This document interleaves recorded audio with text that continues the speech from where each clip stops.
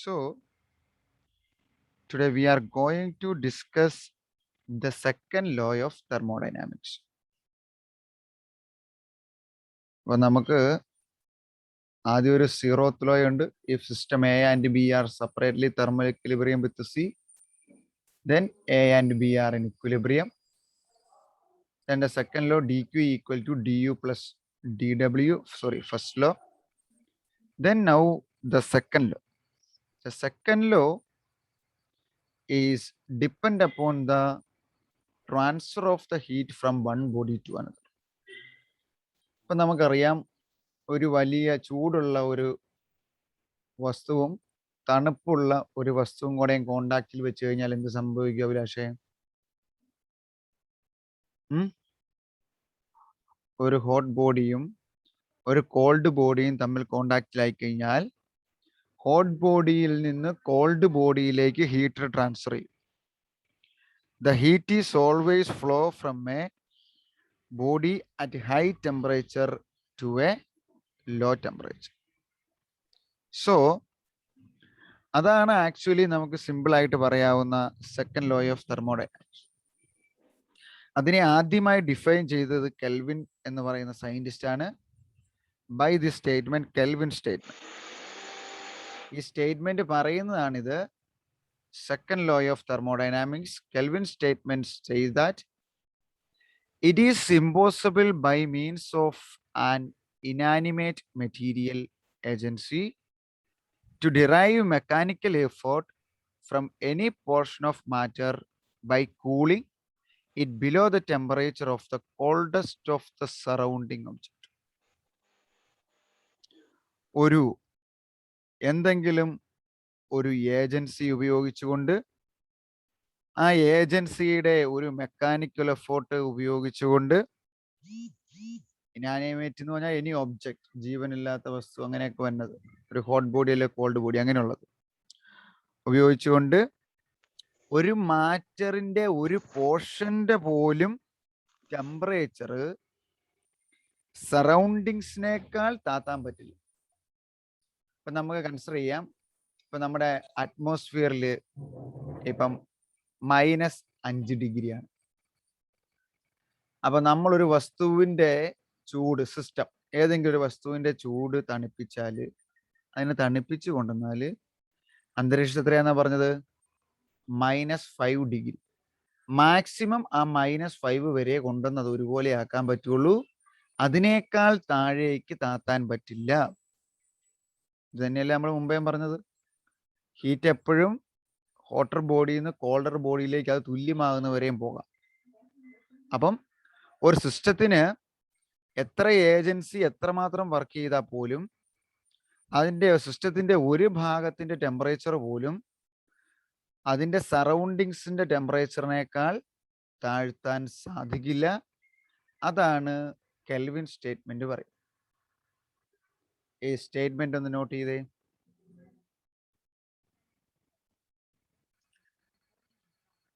അതിനുശേഷം പ്ലാങ്ക്സ് അതിനെ മറ്റൊരു രീതിയിൽ എക്സ്പ്ലെയിൻ ചെയ്തു.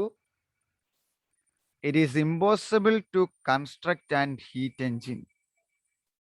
എൻജിൻ എന്നുള്ളത് ഞാൻ ഹീറ്റ് എൻജിൻ എന്ന് പറഞ്ഞത്, which working in a complete cycle will produce no effect other than the rising of a weight and the cooling of a heat reservoir. എന്ന് പറഞ്ഞാൽ എന്നായിരിക്കും? It is impossible to construct an heat engine which working in a complete cycle. ഒരു complete cycle work ചെയ്യുന്ന, അതായത് start ചെയ്ത് തിരിച്ച് അതേ സ്ഥലത്ത് തിരിച്ചു വരുന്ന ഒരു ഹീറ്റ് എൻജിൻ ഉണ്ടാക്കാൻ പറ്റില്ല. എന്തൊക്കെ നടത്താതെ? ഒന്നെങ്കിൽ അതിൻ്റെ വെയിറ്റിൽ വ്യത്യാസം വരുത്തുവോ, അല്ലെങ്കിൽ അതിൻ്റെ റിസർവോയറിന്റെ കൂളിംഗ് നടത്തുവോ. ബിക്കോസ് നമുക്കൊരു ഹോട്ട് ബോഡി വേണം, അല്ലെ സോഴ്സ് വേണം. ആ സോഴ്സിൽ നിന്ന് ഹീറ്റ് എടുത്താൽ മാത്രമേ നമ്മളുടെ ഹീറ്റ് എൻജിന് വർക്ക് ചെയ്യാൻ പറ്റുള്ളൂ. അപ്പം നമ്മളുടെ ഹീറ്റ് എൻജിൻ അതൊരു കംപ്ലീറ്റ് സൈക്കിൾ വർക്ക് ചെയ്യണമെങ്കിൽ ഒന്നെങ്കിൽ അതിൻ്റെ വെയിറ്റിൽ ഒരു ഇൻക്രീസ് അല്ലെങ്കിൽ ചേഞ്ച് വേണം, റൈസിങ് ദറ്റ് വെയിറ്റ്, ബേസിലൊരു ഇൻക്രീസ് ഉണ്ടാകും, അല്ലെങ്കിൽ അതിൻ്റെ റിസർവോയറിന് ഒരു കൂളിംഗ് ഉണ്ടാകും. ഈ രണ്ട് എഫക്റ്റ് ഇല്ലാതെ നമുക്ക് ഒരു ഹീറ്റ് എഞ്ചിനെ കൺസ്ട്രക്ട് ചെയ്യാൻ പറ്റി. That is the second law of thermodynamics by Planck's statement.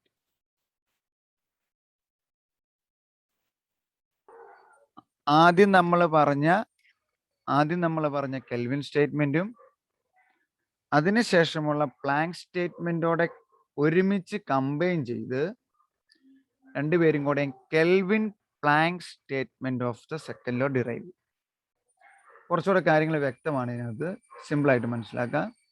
It is impossible to construct and heat engine operating a cycle will produce no effect other than extraction of the heat from a reservoir and the performance of an equivalent amount of work. അതായത് ഒരു heat engine, ഒരു complete cycle പൂർത്തിയാക്കുന്ന ഒരു heat engine ഇങ്ങനെ അല്ലാതെ ഉണ്ടാക്കാൻ സാധിക്കില്ല. എങ്ങനെയാണ് ഉണ്ടാക്കാൻ പറ്റുന്നത്? അതിൻ്റെ ഹീറ്റ് റിസർവോയറിൽ നിന്ന് അത് ഹീറ്റ് എടുക്കുകയും ആ എടുക്കുന്ന ഹീറ്റിന് തുല്യമായ ഇക്വലന്റ് വർക്ക് ചെയ്യുകയും ചെയ്യും. അപ്പൊ അതങ്ങ് മെയിൻലി പറഞ്ഞാൽ മതി. എല്ലാ ഹീറ്റ് എഞ്ചിനുകളിലും സംഭവിക്കുന്നത് it extract the heat from the reservoir and that is converted to external work or and the performance of an equivalent amount of work. Heat റിസർവോയറിൽ നിന്ന് എടുക്കുന്ന ഹീറ്റിന് തുല്യമായ എക്സ്റ്റേണൽ പെർഫോമൻസ് ഉണ്ടാവും. അങ്ങനെ ഉണ്ടാകാത്ത രീതിയിലുള്ള ഒരു ഹീറ്റ് എഞ്ചിൻ കൺസ്ട്രക്ട് ചെയ്യുക എന്ന് പറയുന്നത് ഇറ്റ് ഈസ് ഇമ്പോസിബിൾ.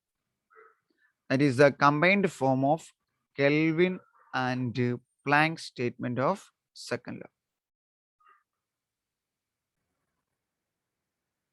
അപ്പം ദ കെൽവിൻ പ്ലാങ്ക് സ്റ്റേറ്റ്മെന്റിന്റെ എക്സ്പ്ലനേഷൻ ഇങ്ങനെയാണ്.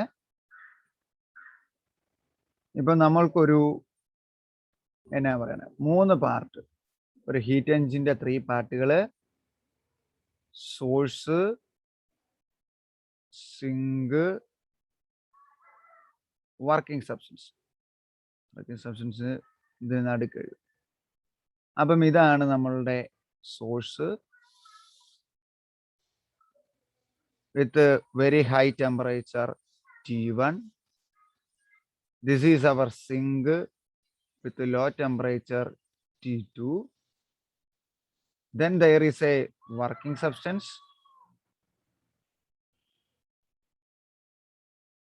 പറ്റുവാണെങ്കിൽ ഇതിന്റെ എക്സ്പ്ലനേഷൻ ഇങ്ങനെ വരയ്ക്കുവാണെങ്കിൽ നല്ലതാണ് കേട്ടോ. കാര്യങ്ങൾ വ്യക്തമായിട്ട് നമുക്ക് എക്സ്പ്ലെയിൻ ചെയ്യാൻ പറ്റും. നമുക്കിവിടെ ഒരു വർക്കിംഗ് സബ്സ്റ്റൻസ് ഉണ്ടെങ്കിൽ this working substance of the heat engine is absorbed heat from the source or hot body, and by using that heat, നമ്മൾ ഡീസൽ എഞ്ചിന് ഓട്ടോ എഞ്ചിനൊക്കെ പറഞ്ഞ പോലെ it do external work and it reject the remaining heat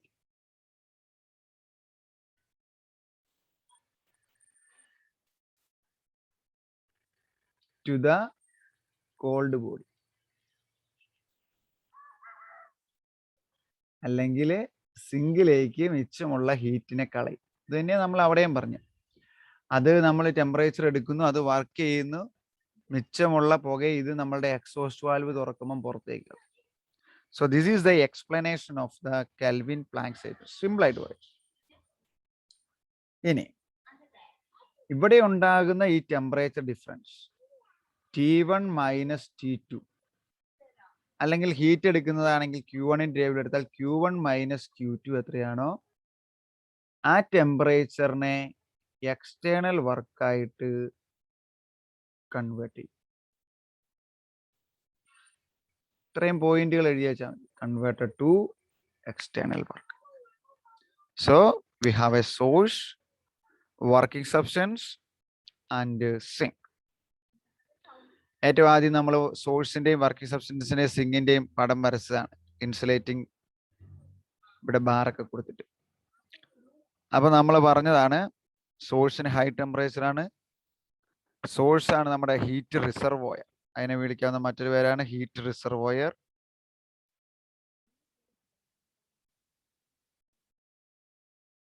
heat റിസർവോയറിൽ നിന്നാണ് working substance heat absorb ചെയ്യുന്നത്.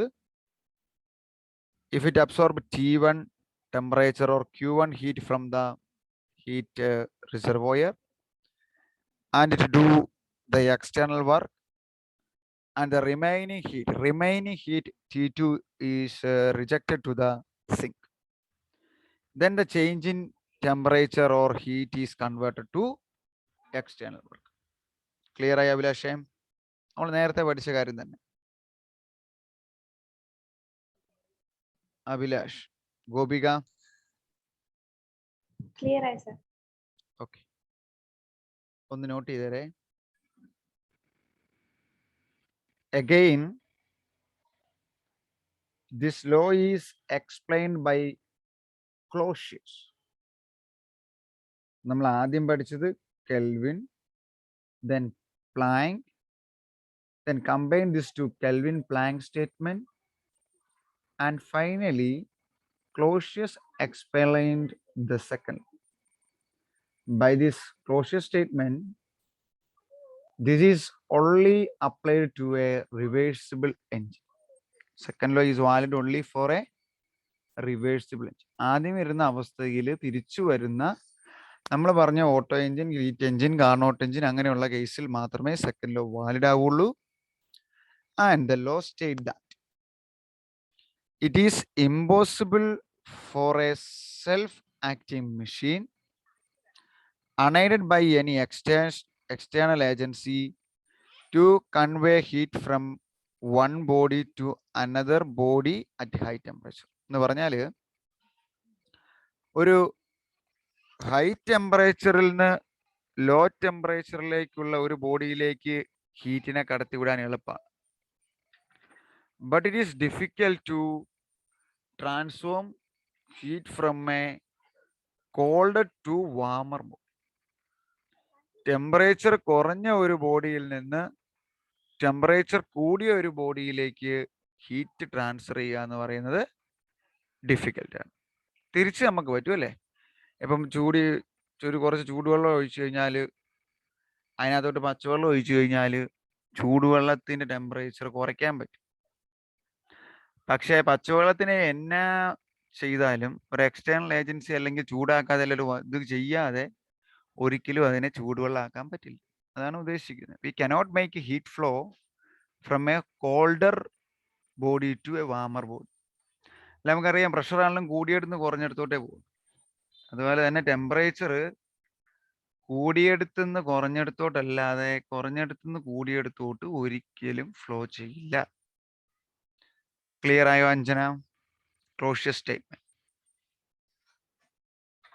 So we cannot make a heat flow from a colder body to a hotter body without doing external work. ഇതിന്റെ എക്സ്പ്ലനേഷനെ പറയുന്നതാണ് ഈ external work ചെയ്തുകൊണ്ട് നമ്മൾ ഉപയോഗിക്കുന്ന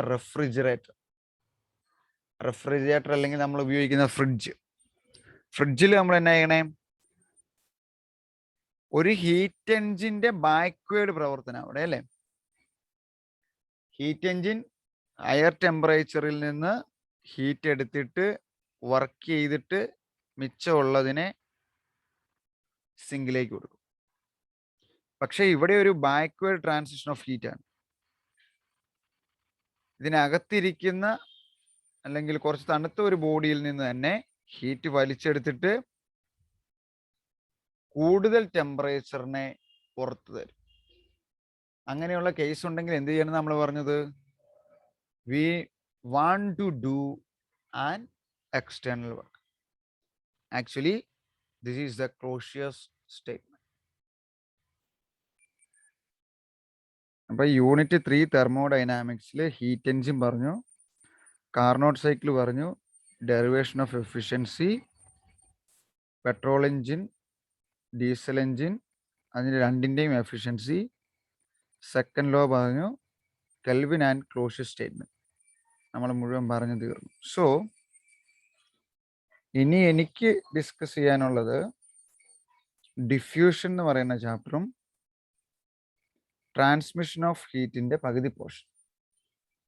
so we can start transmission of heat.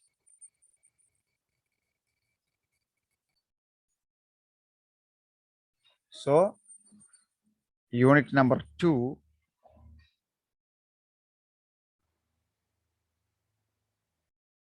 transmission of heat.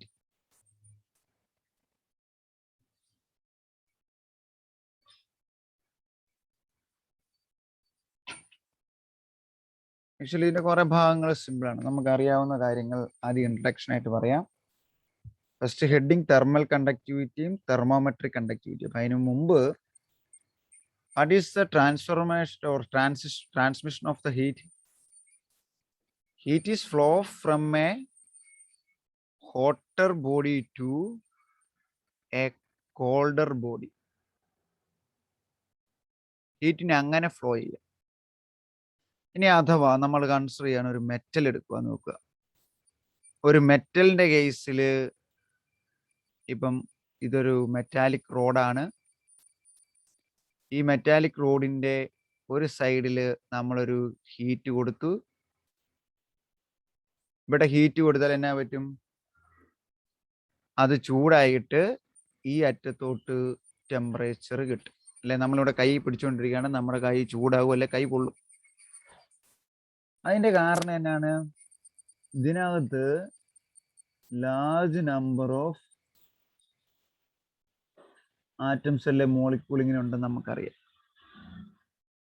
ഇവിടെ ഈ heat energy ഒരാറ്റത്തിന് കിട്ടിയാൽ ആ ആറ്റം അതിന് തൊട്ടടുത്തിരിക്കുന്ന ആറ്റത്തിലേക്ക് അത് കൊടുക്കും.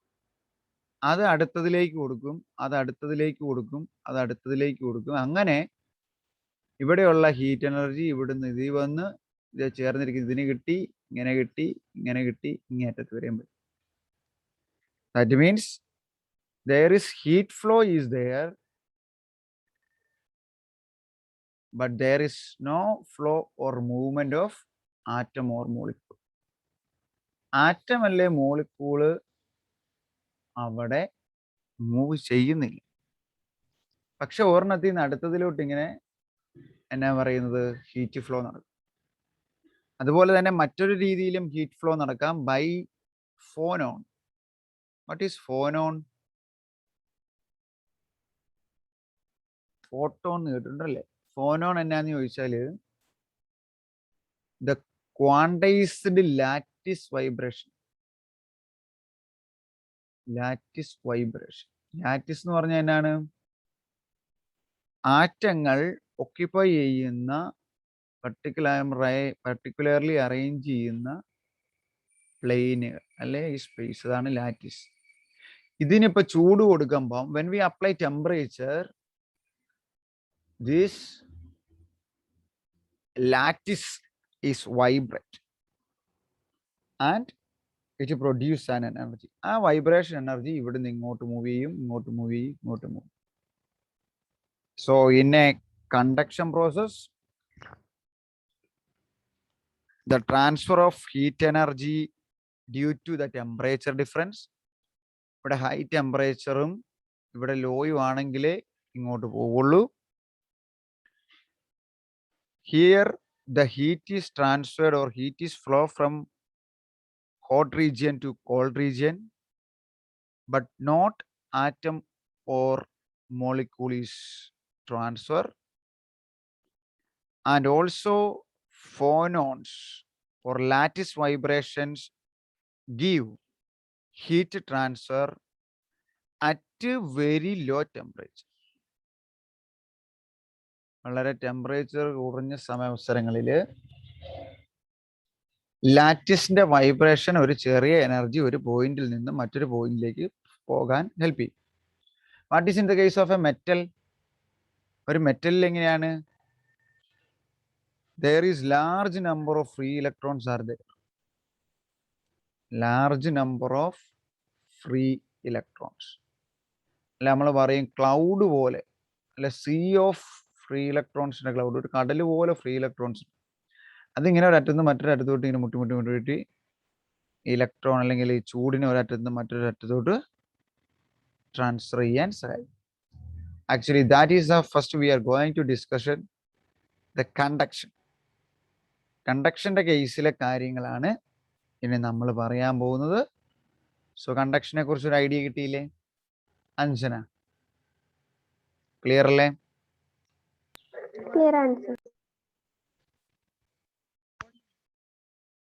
ഇപ്പൊ നമുക്ക് ഈ ഹീറ്റ് ട്രാൻസ്ഫറിനെ കുറിച്ച് പഠിക്കുമ്പം ഞാൻ ഒരു സെന്റൻസ് ഇവിടെ ടെക്സ്റ്റിന്റെ ഫസ്റ്റ് കിടക്കുന്നത് നോക്കി. ബിറ്റ്വീൻ 25 degrees Celsius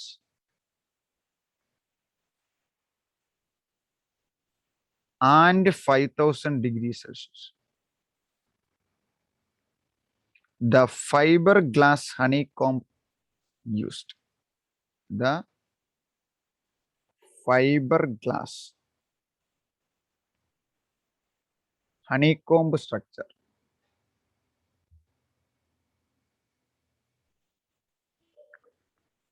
അതായത് 25 ഡിഗ്രി സെൽഷ്യസ് മുതൽ 5000 ഡിഗ്രി സെൽഷ്യസ് വരെയുള്ള ടെമ്പറേച്ചർ വേരിയേഷൻസ് ചിലപ്പോൾ നമുക്ക് താങ്ങേണ്ടി വരും. ഇപ്പം നമ്മൾ ഭൂമിയിൽ നിന്ന് ഒരു സ്പേസ് ഷിപ്പ് ഒരു ഹൈ ടെമ്പറേച്ചറുള്ള എന്നാ പറയുന്നത് വേറൊരു മാസിക ഒബ്ജക്റ്റിൽ നമ്മൾ അയക്കുക. അപ്പം ഈ സൂര്യന്റെ നിയർ റീജിയനിലൂടെയൊക്കെ ഇത് പോകുമ്പം നമ്മൾ ഈ പറയുന്ന പോലെ ഏകദേശം 5000 ഡിഗ്രി സെൽഷ്യസ് വരെ ഇതിന്റെ പുറം ചൂടായി. ഇതാണ് നമ്മളുടെ റോക്കറ്റിന്റെ മോള് ഭാഗം ഇരിക്കട്ടെ. ബാക്കിയൊക്കെ മുകളോട്ട് വിട്ടപ്പം കത്തി എനർജിക്ക് വേണ്ടി കത്തിപ്പോയി മിച്ചിക്കറി ഉള്ളെന്നിരിക്കട്ടെ. അപ്പൊ പുറത്തെ ഡിഗ്രി സെൽഷ്യസ് 5000 ഡിഗ്രി സെൽഷ്യസ്. പക്ഷെ അകത്ത് ഇപ്പം എന്നെയോ നമ്മളെ അയച്ചിരിക്കുകയാണെങ്കിൽ നമ്മുടെ ബോഡി ടെമ്പറേച്ചർ എത്രയാ? Just at least 25 or 27 or 26 degree Celsius. അപ്പൊ നോക്കിയേ, പുറത്ത് 5000 ഡിഗ്രി സെൽഷ്യസിനെ സ്വീകരിക്കുകയും വേണം, അകത്തേക്ക് ഇതിനെ 25 ഡിഗ്രി സെൽഷ്യസ് ആയിട്ട് കുറച്ച് കൊടുക്കുകയും വേണം. അതാണ് ഈ ചാപ്റ്ററിന്റെ ഒക്കെ importance. So we want to prepare such materials. അത് നമ്മൾ ഉണ്ടാക്കുന്നത് ഗ്ലാസിനെ ഫൈബർ നാര് പോലെ ആക്കിയെടുക്കും. എന്നിട്ട് ഹണികോം, തേനീച്ചകളുടെ സ്ട്രക്ചർ, കൂടിന്റെ സ്ട്രക്ചറിൽ ഇങ്ങനെ ഹെക്സഗണൽ സ്ട്രക്ചർ ആയിട്ട് ഗ്ലാസിന്റെ നാരുകൾ കൊണ്ടുണ്ടാക്കുന്ന സ്ട്രക്ചർ ഒരു ഹൈ ടെമ്പറേച്ചറിനെ അബ്സോർബ് ചെയ്യാൻ പറ്റും, ഉരുകി പോകുന്നില്ല. ബൈ യൂസിങ് സിലിക്ക, വളരെ പ്യൂരിഫൈ ചെയ്ത സിലിക്കായും പ്ലാസ്റ്റിക്കും ഉപയോഗിക്കും. അത് ഉപയോഗിച്ച് ഗ്ലാസ് ഹണികോംബ് സ്ട്രക്ചർ ഉണ്ടാക്കിയിട്ട് വി ക്യാൻ യൂസ്. ഇപ്പൊ നമ്മളിപ്പം ഒരു റോക്കറ്റ് അല്ലെങ്കിൽ ഒരു സ്പേസ് ഷിപ്പ് വിക്ഷേപിക്കുമ്പം ഇതെല്ലാം ശ്രദ്ധിക്കേണ്ട കാര്യങ്ങളാണ്. പോകുമ്പോൾ അതിന്റെ പുറം സൈഡിൽ എത്ര ടെമ്പറേച്ചർ ഉണ്ടാവും, അകത്ത് എപ്പോഴും ഇതൊരു കോൺസ്റ്റന്റ് ആയിട്ട് നിർത്തണം. അപ്പം ഏത് മെറ്റീരിയൽ കൊണ്ട് ഇതിന്റെ ഔട്ട്സൈഡ് സൈഡ് പണിയണം. So there are so many things that we want to discuss and we want to finalize or conclude. So it's very important for the discussion of heat transfer. So when the heat is transferred from one point to another, after some time we can say that this rod attained a steady state. So we are going to discuss next time steady state of a metal. Steady state.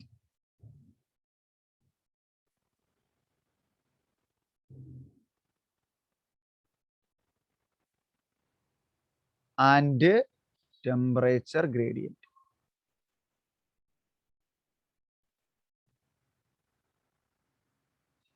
ഇപ്പം നമുക്കൊരു metallic body ഉണ്ട്, അല്ലെങ്കിൽ റോഡുണ്ട്. ആ metallic റോഡിന്റെ ഒരറ്റത്ത് നമ്മൾ പറഞ്ഞ പോലെ ഹീറ്റ് അപ്ലൈ ചെയ്യുന്നു. ഇപ്പൊ ഇവിടെയാണ് നമ്മൾ ഹീറ്റ് കൊടുക്കുന്നതെന്ന് വെക്കുക. ഇവിടെ ഹീറ്റ് കൊടുത്തു കഴിയുമ്പം എന്നാ പറ്റും? ഇതിനൊരു പേര് കൊടുക്കുക. Let consider this side is A, this side is B. Heat is start to move from A to B. Then consider two region at this metallic rod. And consider the first region. Let's consider this is the second region. The first region has the temperature T1 and the second region has temperature T2. Then the steady state that 3 points. First one is that കുറച്ച് നേരം ഇങ്ങനെ heat ഒഴുകി കഴിയുമ്പോൾ ഇവിടെ ഒരു point എടുത്ത് നോക്കുക. ഇവിടെ ഞാൻ വേറൊരു പോയിന്റ് എടുത്തു. കുറച്ച് സമയം ഹീറ്റ് ട്രാൻസ്ഫർ ചെയ്ത് കഴിഞ്ഞാൽ പിന്നെ ഈ പോയിന്റിലെ ഹീറ്റ് എപ്പോഴും ഒരു കോൺസ്റ്റന്റ്. ഒരു 2-3 സെക്കൻഡ് കഴിഞ്ഞ് നോക്കുമ്പോൾ അത് ഇപ്പം 50 ഡിഗ്രി ആയിരുന്നു, കുറച്ച് കഴിഞ്ഞ് നോക്കുമ്പോൾ 50 ഡിഗ്രി, കുറച്ച് കഴിഞ്ഞ് നോക്കുമ്പോൾ 50 degree. That means the temperature at any point is a constant. പക്ഷേ ഇവർ തമ്മിൽ വ്യത്യാസമുണ്ട്, അതുകൊണ്ടാണല്ലോ ഇങ്ങോട്ട് ഒഴുകണേ. But the temperature at 2 points are different. ഒരു പോയിന്റിലെ ഇവിടെ ഒരു പോയിന്റ് എടുത്ത് അതിൽ കുറച്ച് കഴിയുമ്പോഴും സെയിം ആയിരിക്കും, പക്ഷെ ഇത് തമ്മിൽ നോക്കിയാൽ അത് തമ്മിൽ വ്യത്യാസമുണ്ട്. ഇനി ഇപ്പൊ നമ്മൾ ഇവിടുത്തെ T1 T2 എന്ന് പറയുന്ന റീജിയൻ എടുത്തത്, ദെൻ ഇവിടെ ഈ T1ഉം T2ഉം തമ്മിലുള്ള ഈ റീജിയന്റെ തിക്നെസ് എക്സ് ആണെന്നിരിക്കട്ടെ. അങ്ങനെയെങ്കിൽ എത്രമാത്രം ഹീറ്റ് ഒഴുകുന്നുണ്ട് T1 മുതൽ ഈ പോയിന്റ് മുതൽ ഈ പോയിന്റ് വരെ, that is called the temperature gradient or the quantity of heat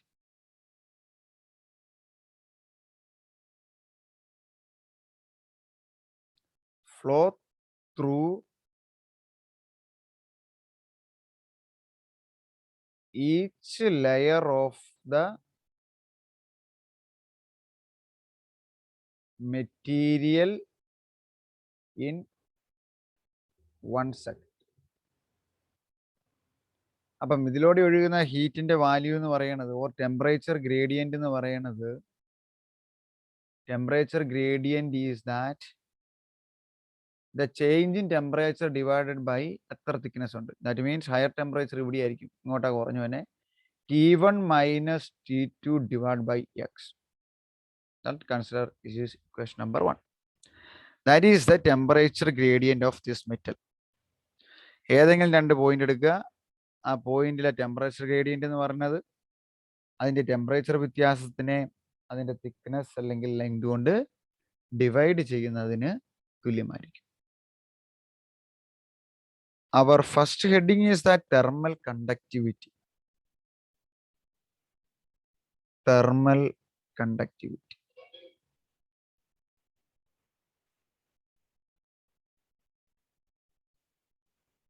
In thermal conductivity,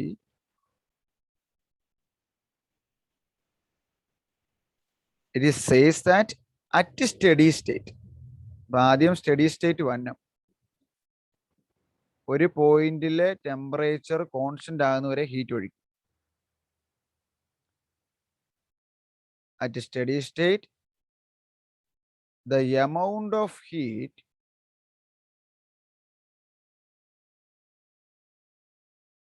flows through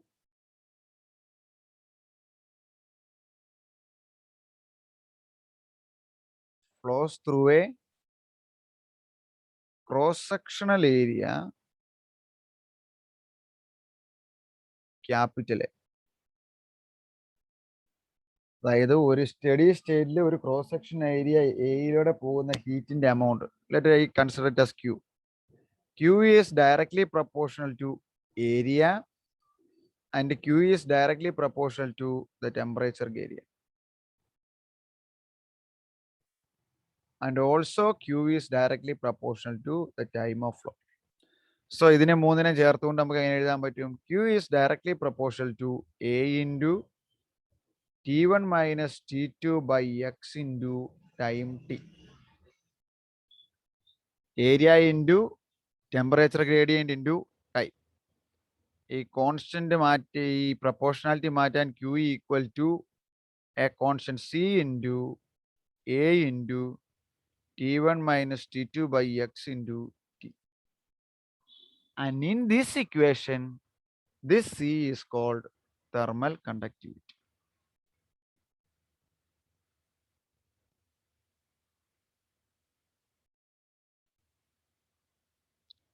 And we can write it as C equal to QX.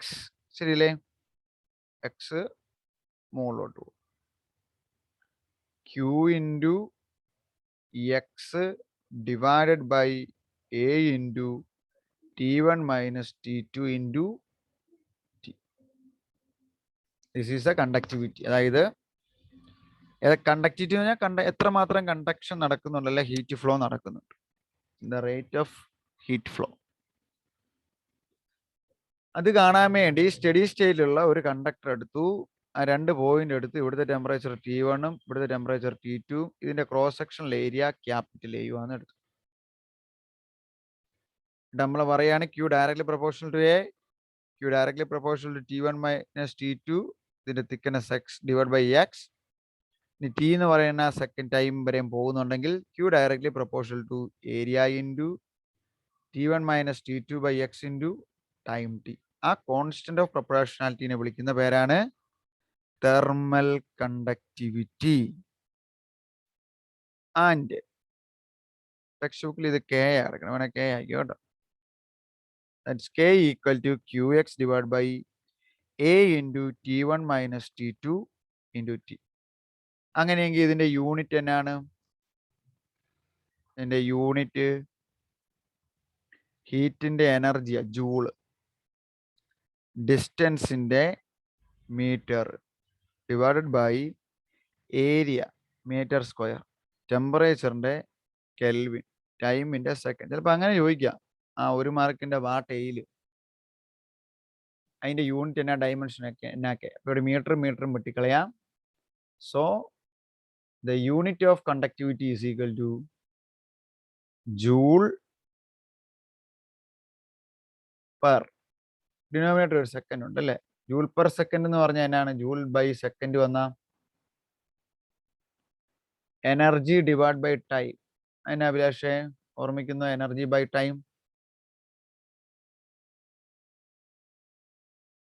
Abhilash, Anjana, ഓർമ്മയുണ്ടോ ആർക്കെങ്കിലും? Energy by time or heat flow by time എന്ന് പറഞ്ഞാൽ നമ്മൾ 10ാം ക്ലാസ്സിലൊക്കെ പഠിക്കുന്ന H = I square RT ആണെങ്കിൽ I square RT by T, that is power. ഓർക്കുന്നുണ്ടോ? Power, energy flows per unit time. So joule per second that is equal to power. പവറിന്റെ unit എന്നാന്ന് പറയാവോ? Watt. W. Watt. Very good. മേടിക്കുക. അപ്പൊ നമുക്ക് എങ്ങനെ എഴുതാം? That is equal to joule per second എന്താകും? വാട്ട്. മീറ്റർ ഒരെണ്ണം താഴെയുണ്ട്, മുകളിൽ പോയ metre raise to -1, Kelvin raised to -1. This is the unit of thermal conductivity. അപ്പോൾ ചോദിക്കുക അങ്ങനെ യൂണിറ്റ് എഴുതാൻ. ഇനി ഞാൻ ചോദിക്കട്ടെ, ഡയമെൻഷൻ എന്ന് പറഞ്ഞുകൊണ്ട്, അത് നമ്മൾ +1 ഫസ്റ്റ് സെക്കൻഡ് ചാപ്റ്റർ ആയിട്ട് പഠിക്കുന്ന യൂണിറ്റ് ആൻഡ് ഡയമെൻഷൻ. Q എന്ന് പറയുന്നത് എനർജിയാണ്, അതിന്റെ വാല്യൂ mL² T⁻²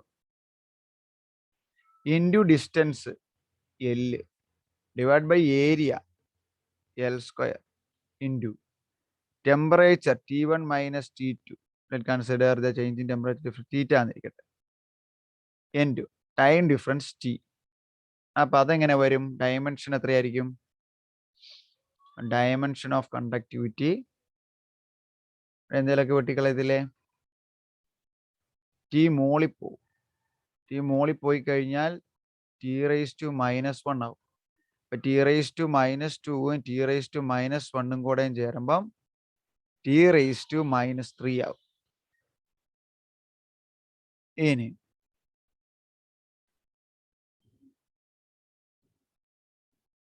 ഇവിടെ ഒരു L² ഉണ്ട്, താഴെ ഒരു L² ഉണ്ട്. ഇത് രണ്ടും ക്യാൻസൽ ചെയ്ത് പിന്നെ മോളി ഒരു L മിച്ചോളൂ. അപ്പൊ ഇവിടെയുള്ള M ഉണ്ട്, L ഉണ്ട്, T⁻³ ഉണ്ട്.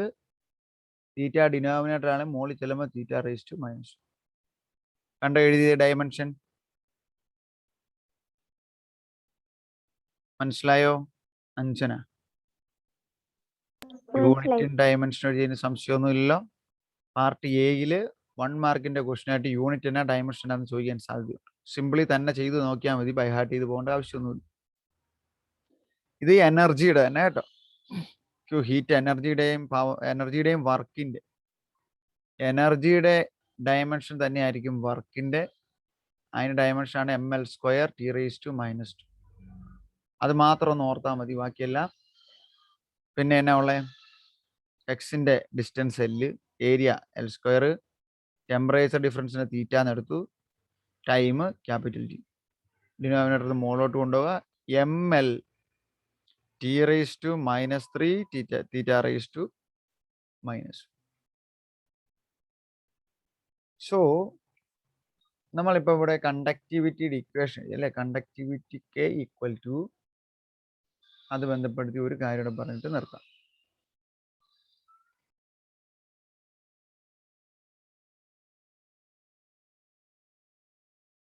നമുക്ക് കിട്ടിയിരിക്കുന്നത് കണ്ടക്ടിവിറ്റി K =